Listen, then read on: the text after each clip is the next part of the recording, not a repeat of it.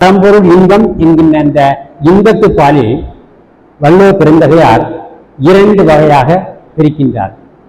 ஒன்று களவு, அடுத்தது கற்பு.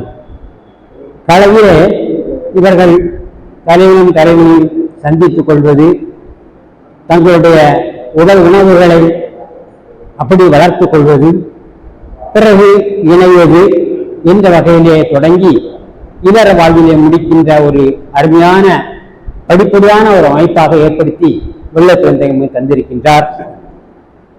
அந்த வகையிலே தமிழர்களின் வாழ்க்கை அமைப்பு களவு, கற்பு என இரண்டு பிரிவாக பிரிக்கப்படுகிற வாழ்க்கை மட்டும். இல்லற வாழ்க்கை களவென்றும் கற்பென்றும் பிரிக்கப்படுகின்றது.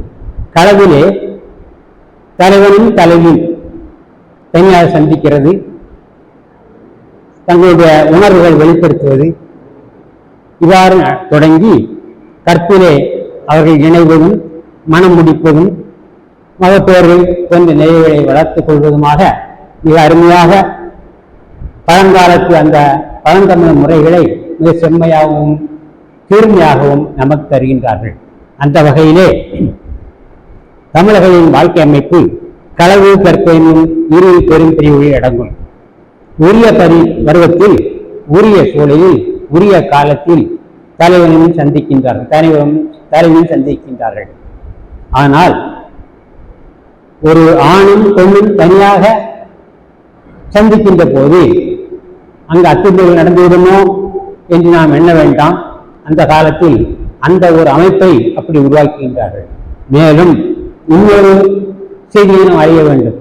அந்த காலத்தே ஒரு தலைவன் சந்திக்கின்ற போது நிச்சயமாக தோழியின் கண்காணிப்பின்றி அவர்கள் சந்திக்க முடியாது என்கின்ற ஒரு வரன்முறையையும் நம்ம தமிழர்கள் வகுத்துக் கொண்டார்கள்.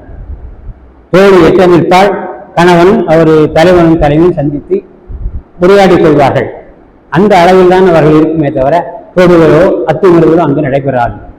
அதுதான் களவு. கற்பு வாழ்க்கையில் தான் அவர்கள் தொடுவதுமோ அனைத்தையும் எடுக்கின்ற அந்த வகை தொடரும். எனவே இந்த களவு என்கின்ற அந்த ஒரு அரிய நிகழ்வை எப்படி களவு கொள்கிறார்கள் என்பதை நாம் எண்ணிக்கொள்ள வேண்டும். ஒரு தலைவன் தன் கூட்டத்தோடு மான் வேட்டையாட செல்கின்றான்.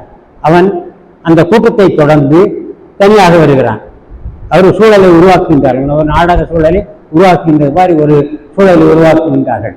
அதே போன்று தலைவி தன்னுடைய ஒரு மகளிர் ஆயத்தோடு துவக்கத்தை பூப்பறிக்க செல்கின்றார். பூப்பறிக்க சென்று இவர்கள் தனியாக, மற்ற தோழிகள் அங்கங்கே பறிக்கின்ற நேரத்திலே இவர்கள் தனியாக வருகின்றார்கள். இது தற்செயலாக எதிர்பாராத அளவிலே தலைவனும் சந்திக்கின்ற ஒரு வாய்ப்பை நம்ம சங்க இலக்கியம் ஏற்படுத்தி தருகின்றது. அப்படி அவர்கள் சந்தித்து தங்களுடைய கருத்துக்களை பரிமாறிக்கொண்டு தங்களுடைய உள்ளத்தால் ஒன்றுகின்றார்கள். உரிய பருவத்தில் உரிய சூழலில் ஆணும் பெண்ணுமாகிய இருபாலரும் தமக்குள் தாமே கூடும் கூட்டம் களவாகும். அந்த களவு தனிந்து கற்பாகும். கற்பில் தான் திருமண வாழ்க்கை தொடங்குகிறது.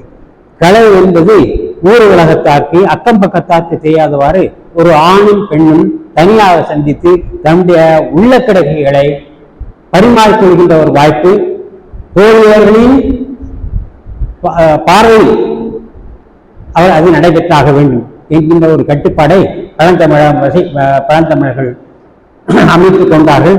அதனுடைய ஒரு தலைவன் தலைவனும் சந்திக்கின்றார்கள்.